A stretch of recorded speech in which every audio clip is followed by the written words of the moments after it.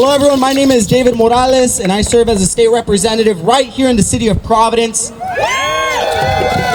it's an absolute honor to stand in solidarity with each and every single one of you, because if you are here today, it is because you care about Providence.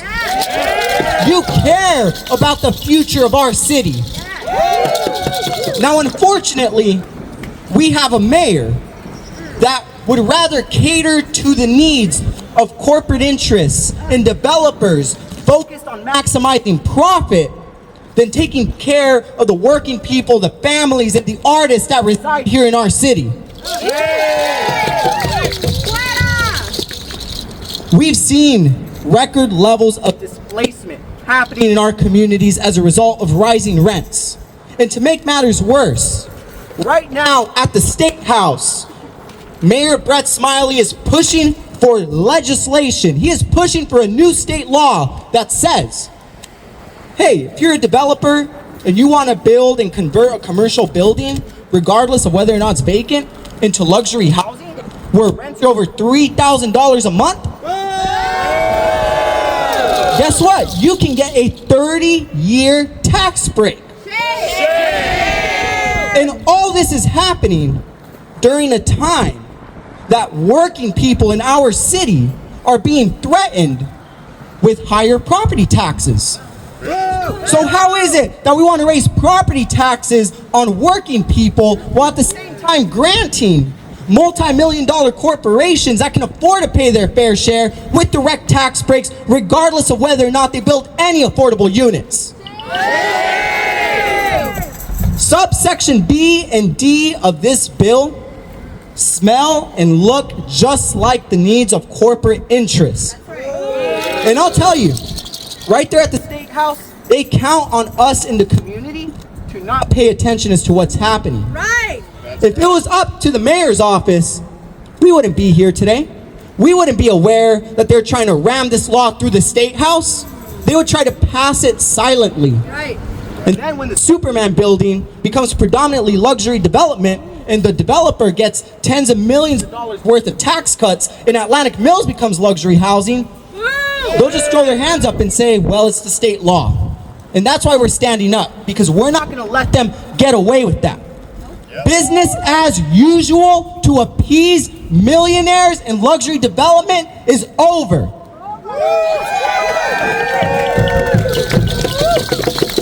As a community, we're saying no tax cuts for luxury housing. No tax cuts for luxury housing. No tax cuts for luxury housing. And we're going to make sure that this law is written to benefit affordable housing. Because right now, there's another sneaky part they snuck into this bill, Section D.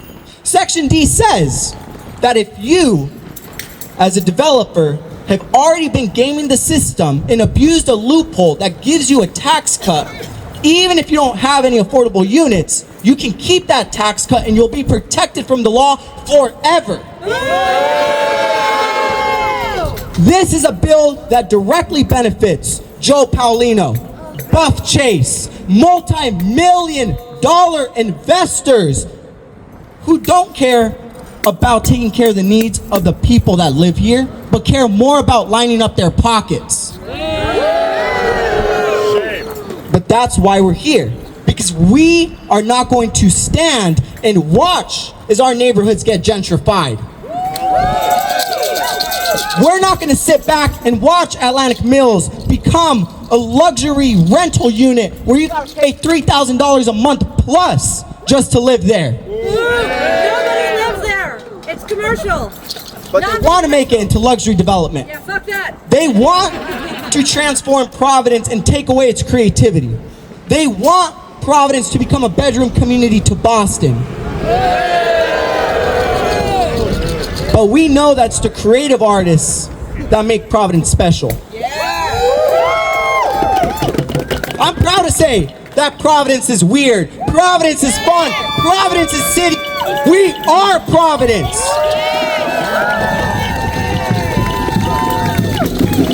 So together, let's continue to fight. And let's make sure that we stop the harmful provisions of this bill, but most importantly, that we prioritize the needs of the working people, of the families in the city, by making sure that everyone has access to affordable housing, because we are saying no to tax breaks for luxury housing.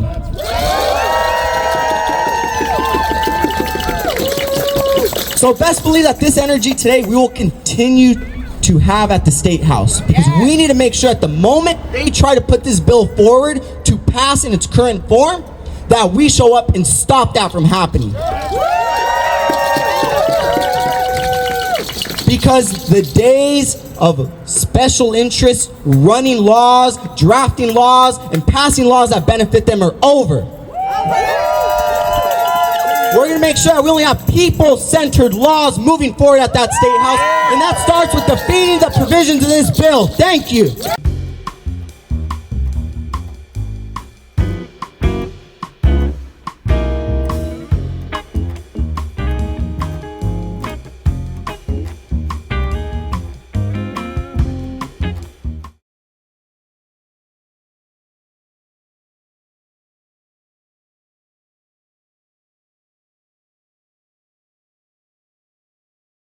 We're here to defend Providence from a corporate takeover. So we appreciate each one of our neighbors that has taken the time to be here.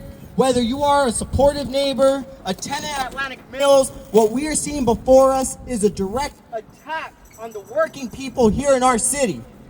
And none of this is a coincidence. What we are seeing before us is happening by design, because we have city leadership and an administration from the mayor's office that prioritizes the interests of the wealthy over the people that live here. And we're here to say that Providence is not for sale.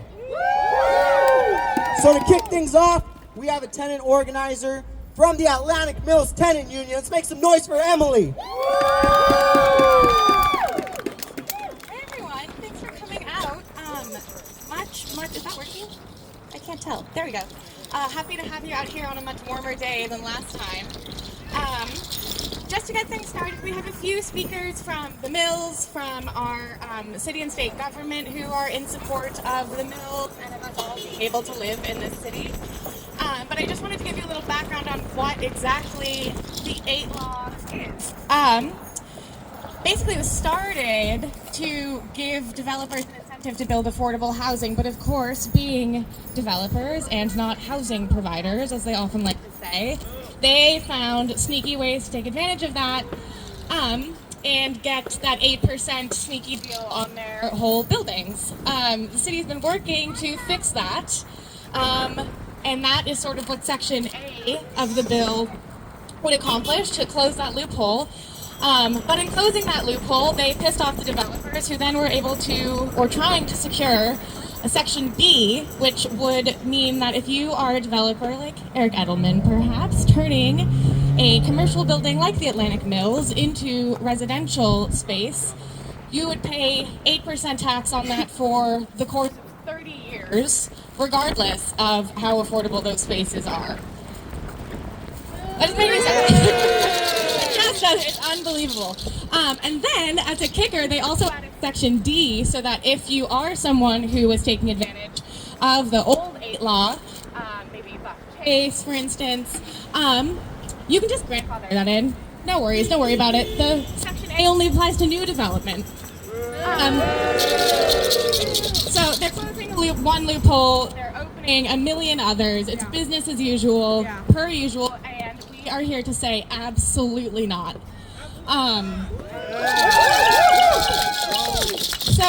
Again, we'll be hearing from some union organizers, from tenants, from folks in Providence, but to kick it off one of our guest speakers, I want to hand the mic over to Vivian. She, unlike our landlord friends, has a job to get to, so she needs to speak sort of at the head of things. So Vivian, if you want to come up here.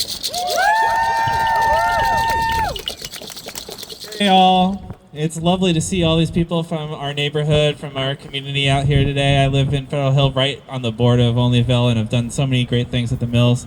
We here in, I'm from here from Power, the Providence Organization of Workers and Renters, and We are in full solidarity with the Atlantic Mills Tenants Union and our neighbors in Olneyville. These attacks are on our cost of living by Mayor Smiley and these luxury developers will further gentrify our neighborhoods, raise property values, jack up taxes, and hike rents, pushing out ever more working class residents and tenants over the coming decade. What we really need is security of residence, development that is permanently affordable and accountable to the public, and an immediate freeze on rent hikes and evictions of any kind. This is why we build tenant unions. Our struggle with our landlords, the rising cost of living, is not an individual one. We're all facing it, so we need to face it together as a united front. We can only rely on ourselves. Just look at the Democrats in our city council. They have been promising us rent stabilization for years, but have been unable to stand up alone to Smiley and his sycophants on the council. They have failed to pass any meaningful legislation to control rising rents, landlord abuse, or tax the rich. That is why we need to come together and take action. That is why we need tenant unions. That is why Power is here today, standing with the brave tenants of AMTU. Because when we unite in this fight, no struggle will be too big or too small. We will persevere, and we will win. Who's got the power? We got the power. What kind of power? Tenant power. Who's got the power? We got the power. What kind of power? Tenant power. Thanks, y'all. It's lovely to be here in solidarity with you, and we will be here throughout your fight, from the beginning to the end.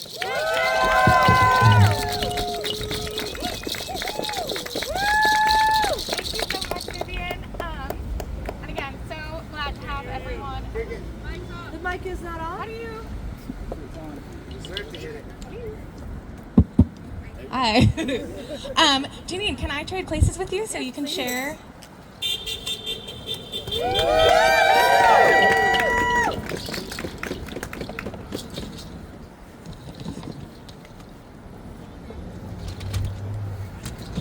Thank you for being here with us today.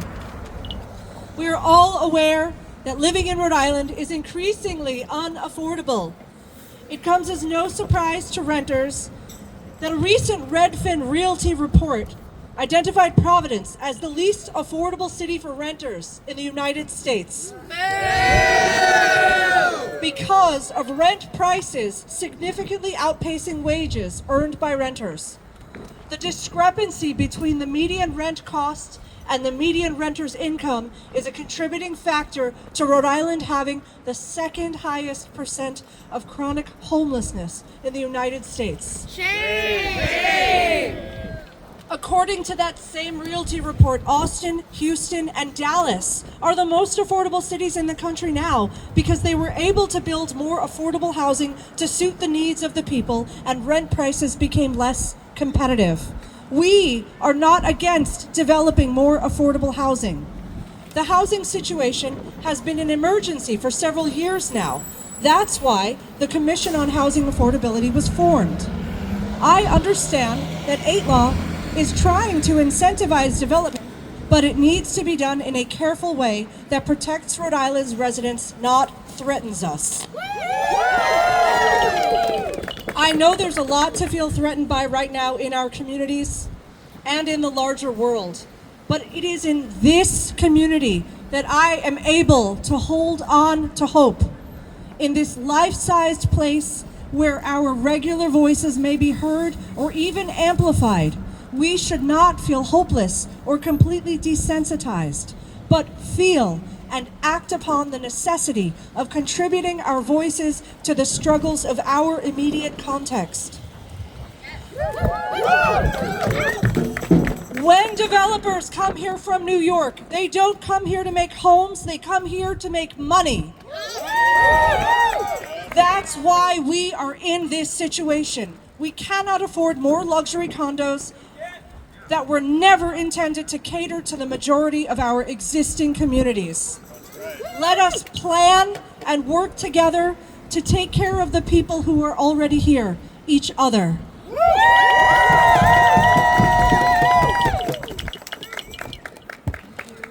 Thank you, Janine.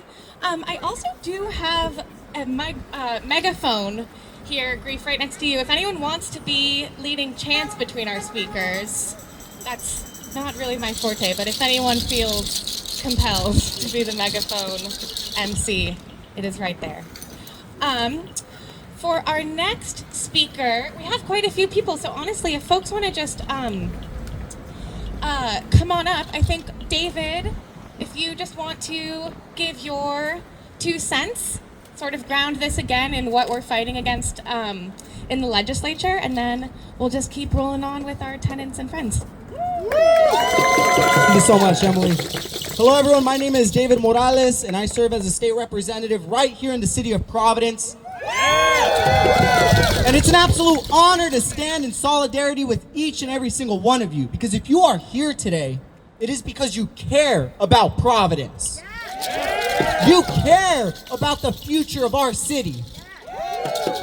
Now, unfortunately, we have a mayor that would rather cater to the needs of corporate interests and developers focused on maximizing profit than taking care of the working people, the families, and the artists that reside here in our city. We've seen record levels of displacement happening in our communities as a result of rising rents. And to make matters worse, right now at the State House, Mayor Brett Smiley is pushing for legislation. He is pushing for a new state law that says, hey, if you're a developer and you want to build and convert a commercial building, regardless of whether or not it's vacant, into luxury housing, where rents are over $3,000 a month, guess what? You can get a 30-year tax break. And all this is happening during a time that working people in our city are being threatened with higher property taxes. So how is it that we want to raise property taxes on working people while at the same time granting multi-million-dollar corporations that can afford to pay their fair share with direct tax breaks regardless of whether or not they build any affordable units? Subsection B and D of this bill smell and look just like the needs of corporate interests. And I'll tell you, right there at the State House, they count on us in the community to not pay attention as to what's happening. Right. If it was up to the mayor's office, we wouldn't be here today. We wouldn't be aware that they're trying to ram this law through the State House. They would try to pass it silently. Right. And then when the Superman building becomes predominantly luxury development and the developer gets tens of millions of dollars worth of tax cuts and Atlantic Mills becomes luxury housing, they'll just throw their hands up and say, well, it's the state law. And that's why we're standing up, because we're not going to let them get away with that. Business as usual to appease millionaires and luxury development is over.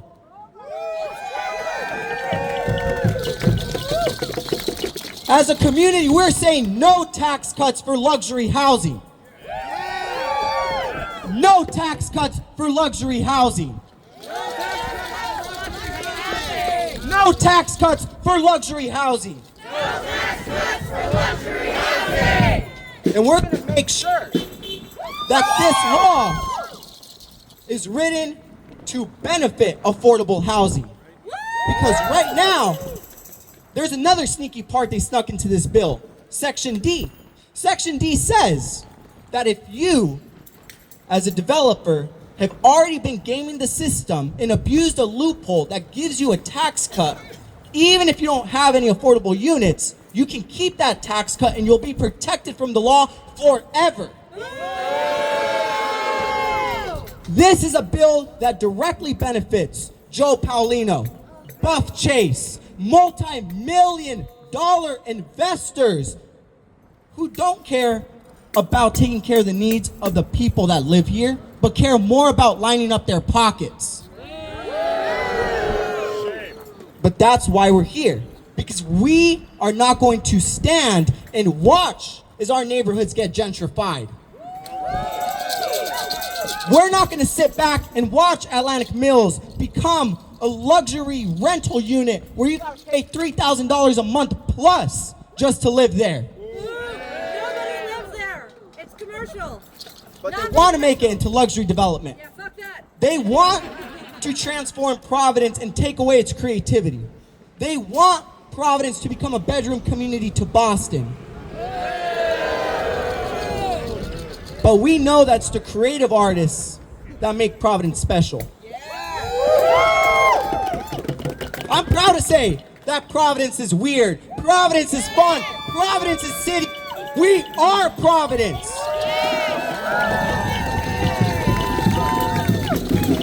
So together, let's continue to fight.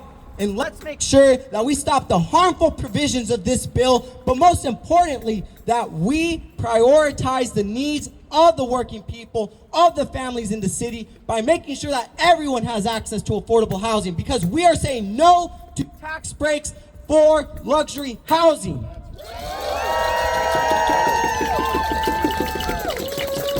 So best believe that this energy today we will continue to have at the State House, because we need to make sure at the moment they try to put this bill forward to pass in its current form, that we show up and stop that from happening. Because the days of special interests running laws, drafting laws, and passing laws that benefit them are over. We're going to make sure that we only have people-centered laws moving forward at that State House, and that starts with defeating the provisions of this bill. Thank you.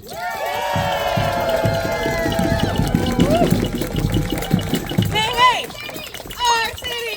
Whose city? Our city! Whose city? Our city! Our city!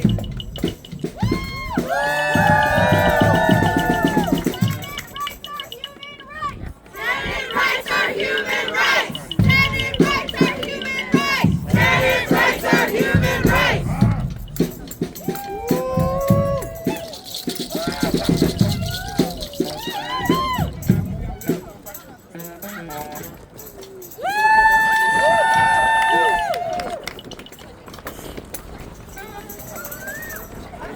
All right, thank you all. Next up we have, Lindsay, do you want to come up and speak to our friends?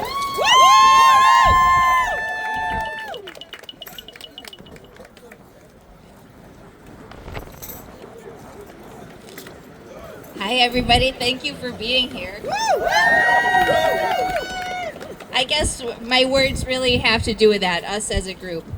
I remember when this weird got installed. It got installed and people were saying that it was designed so politicians didn't have to step foot in the street. When I was a kid, Buddy Cianci used to ride a horse down my street, maybe once a year. Like the true prince he presented himself to be. Providence has notoriously been problematic. But today, we are here to celebrate a paradigm shift. People all over the city are talking about the 8 bill. Our community is actively rejecting systems of corruption and collusion with private equity. We have policymakers who are truly advocating for constituent rights. David Morales caught the 8 bill and exposed it. From David's call, the community picked up the torch. That bill isn't going anywhere because of us. We did this together. Thank you.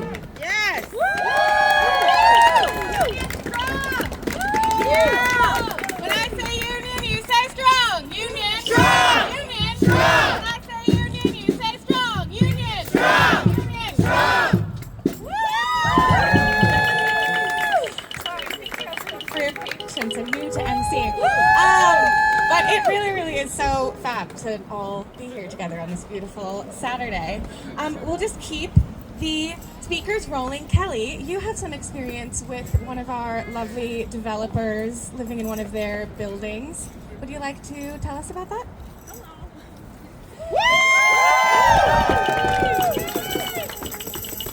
Hey everyone, I'm Kelly from Reclaim RI.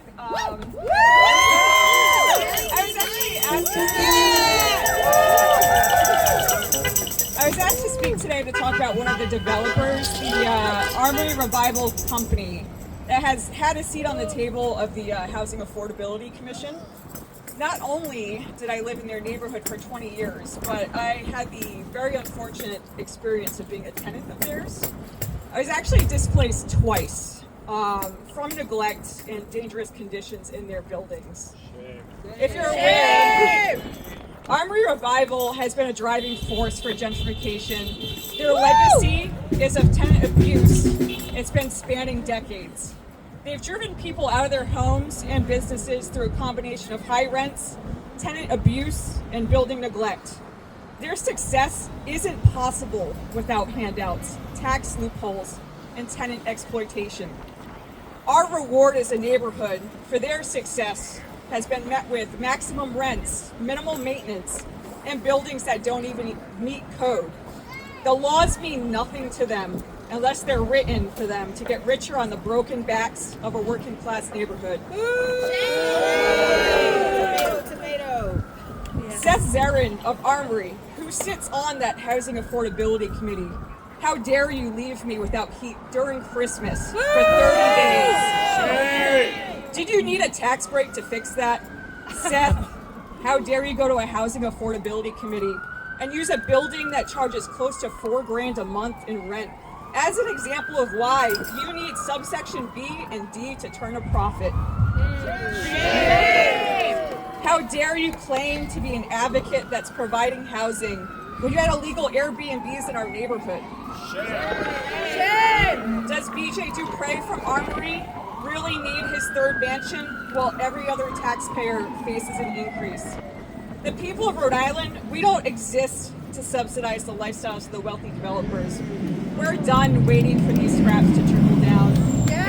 As we get forward in the legislative session, it's really important for people to come out to these committees and sit on there and really see what's going on behind the scenes and learn who the players are in Providence. It's really unfortunate that they are in there and they're pleading poverty and trying to get these sections passed, but thank you guys so much. Thank you!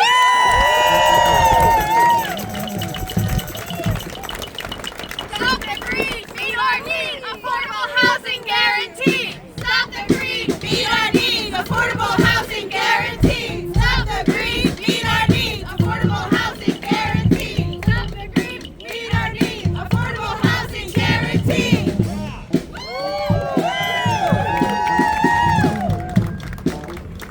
Alright, next up I have Reese, another leader from the Atlantic Mills Tenants Union, to speak.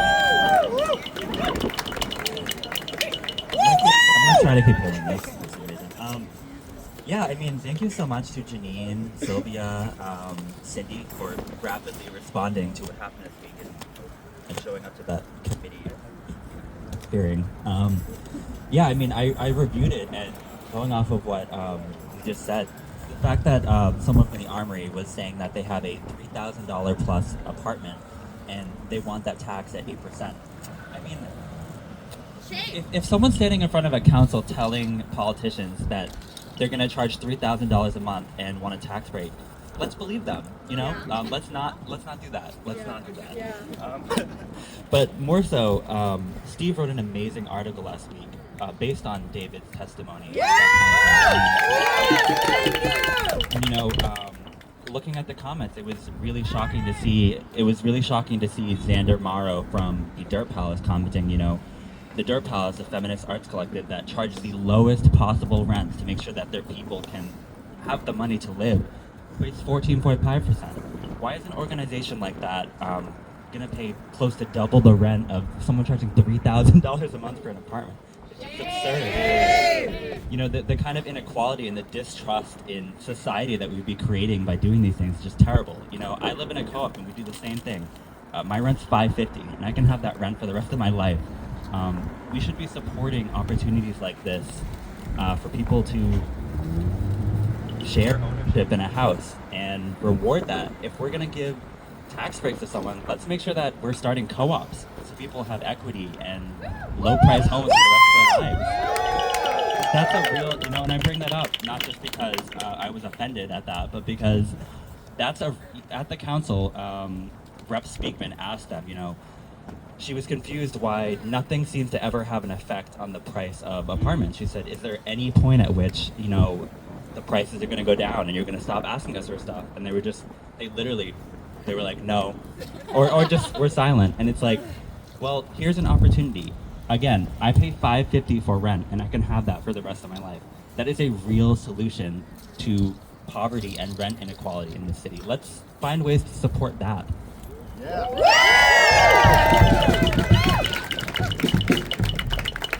the rich, house the poor. We won't take this anymore. Tax the rich, house the poor. We won't take this anymore. Tax the rich, house the poor. We won't take this anymore. Tax the rich, house the poor. We won't take this anymore. We won't take this anymore. Tax the rich, house the poor. We won't take this anymore.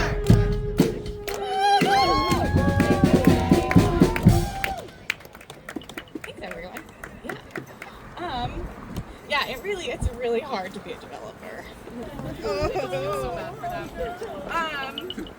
Next up, we have some more Atlantic Hills Tenants Unions. We have a representative member from Warp Collective.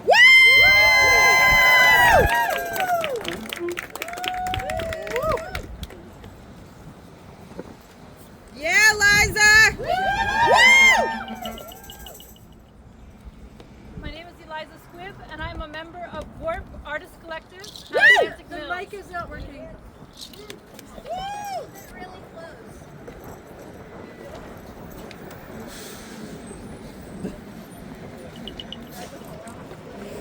Where's the megaphone?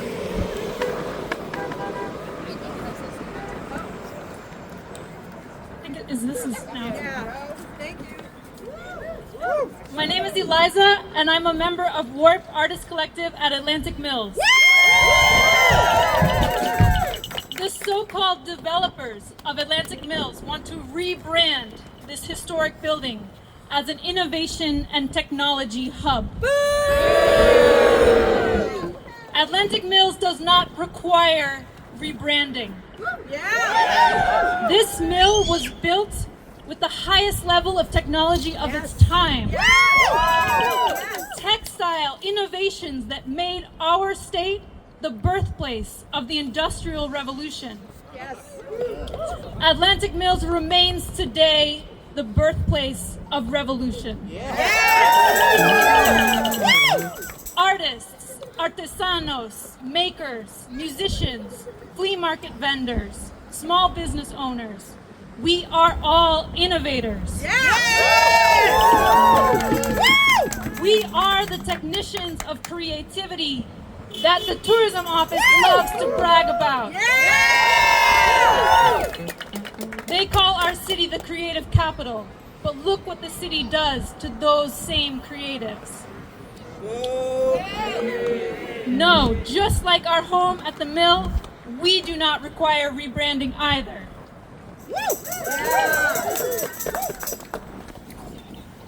It is not by accident that we are here. It is by intention that we work in and care for this historic site of innovation.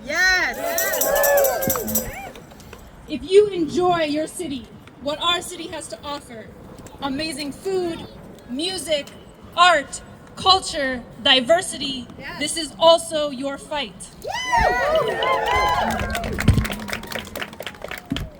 Today, right now, the luxury developers Robert Burl and Eric Edelman are evicting our neighbors. See, they have a different vision for this building, and it's the opposite of the vibrant community that we have now. Right. When they see this building, they don't see people, they see dollar signs. We have a simple ask for you. Call your representatives and senators and tell them that this bill cannot pass.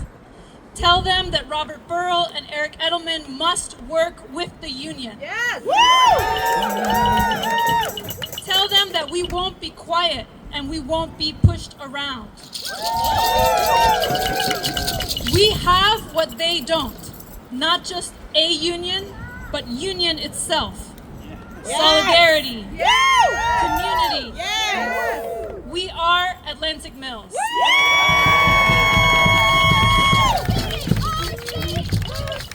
Our city! Our city! Our city! Our city! Our city! Our city!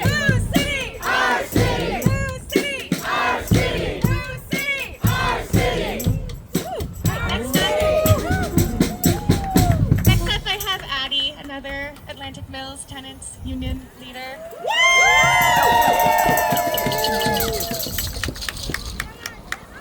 Hi, I'm a member of the Atlantic Mills Tenants Union. And I'll keep it quick, but I just wanted to say that everyone that is left in the mill buildings in Providence, everyone at the flea market, everyone in Onlyville, everyone here makes Providence what it is. I think we can all agree on that. And I think we can also all agree that Providence is and has been a dying city, and the reason for that is these developers keep coming and getting deals like this bill with the government, with the city government, with the state, with the mayor, to destroy any semblance of community and build luxury housing. For who? Not us. I don't even know who fucking lives there. And there will only be a ghost of Providence left if this bill passes. So we gotta do everything we can to fight against it. And we protect us, not politicians, not Brett Smiley, not the developers. We protect us.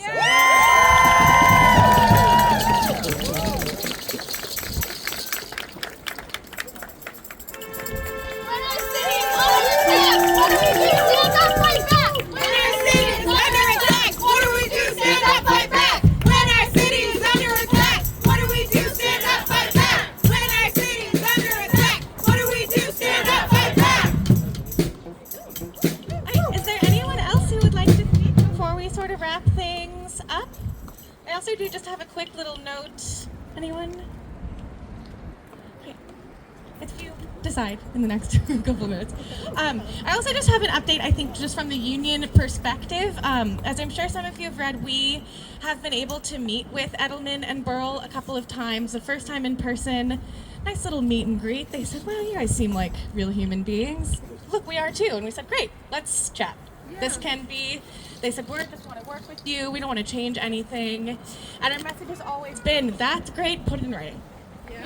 Negotiate with the union. We want the same things if you put them in writing, which they have refused to do. The second time we met with them on Zoom, they said, oh my God, your faces look a lot sadder than they did last time. This was after our friends have gotten eviction notices and notices to vacate because somehow the records that they have at Acropolis Management, which can't manage to fix a door on time or fix a leak or have any plan for how our garbage is supposed to be taken care of, said, wow, that's crazy that you're so sad that we kicked all your friends out of this building. And so those of us who are still left, Riot RI had to leave their space this morning. I'm sure a lot of you were there helping with that.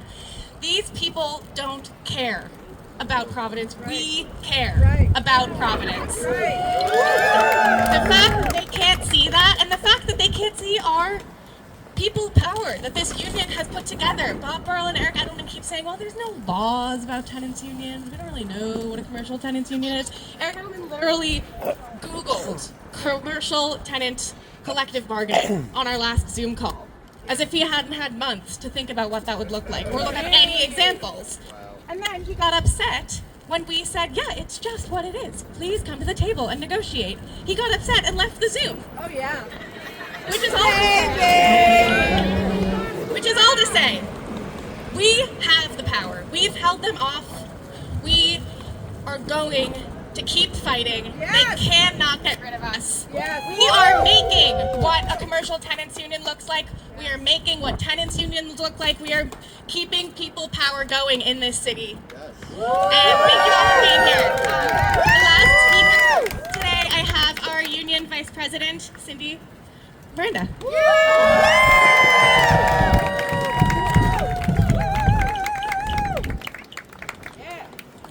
Hi everyone, thank you so much for being here. Everyone here.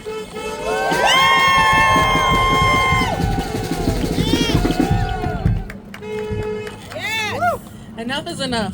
We are here today because working people, families, organizations, artists, and small businesses are being pushed out while developers get sweetheart tax deals and still tell us to just wait for trickle-down affordability. Let's be clear. We are not against housing. We are against giving away our neighborhoods, our city, and state to developers who think $2,000 to $3,000 rent is normal. A VP from one of the top development companies, the Armory Revival Company, even admitted his tenants make hundreds of thousands of dollars a year, and they have their pick of where to live.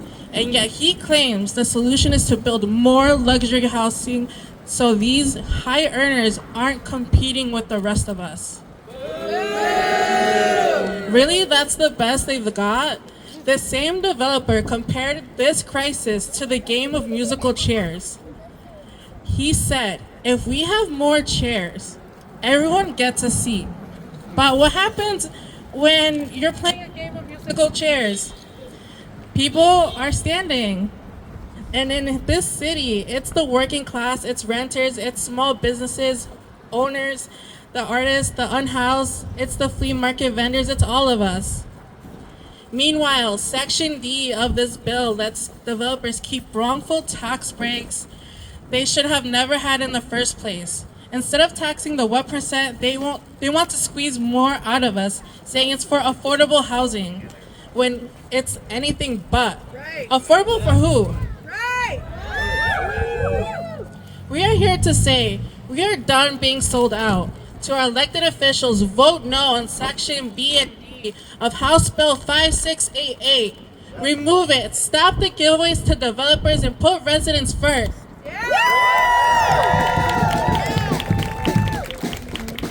And to everyone here, make noise. Flood their emails, flood their phones, and show up. The fight isn't over after today. We keep pushing, we keep showing up because we refuse to be pushed out.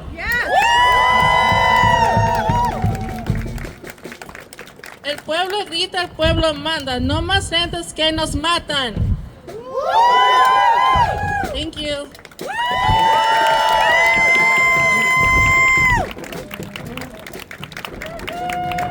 Hey, ho ho! B&D have got to go! Hey, hey! Ho ho! B&D have got to go! Hey, hey! Ho ho! B&D have got to go! Hey, hey! Ho ho! B&D have got to go! Hey, hey! Ho ho! B&D have got to go! Hey, hey! Ho ho! B&D have got to go! Hey, hey! Ho ho! B&D have got to go! Hey, hey! Ho ho! B&D have got to go! When our city is under attack, what do we do? Stand up like that! When our city is under attack, what do we do? Stand up like that! When our city is under attack, what do we do? Stand up like that! When our city is under attack, what do we do? Stand up like that! When our city is under attack, what do we do? Stand up like that! When our city is under attack, what do we do? Stand up like that! Legislators, do what's right. Reject this bill, stand and fight. Legislators, do what's right. Reject this bill, stand and fight. Legislators, do what's right. Reject this bill, stand up and fight. Legislators, do what's right. Reject this bill, stand up and fight.